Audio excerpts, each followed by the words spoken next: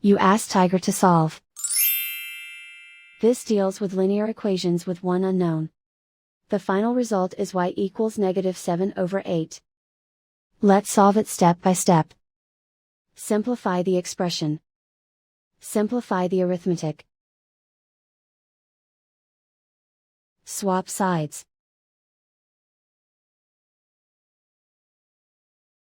Isolate the y.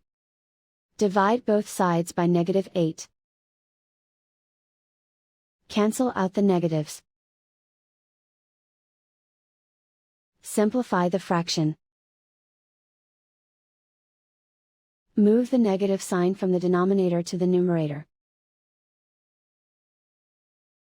And so the final result is y equals -7/8.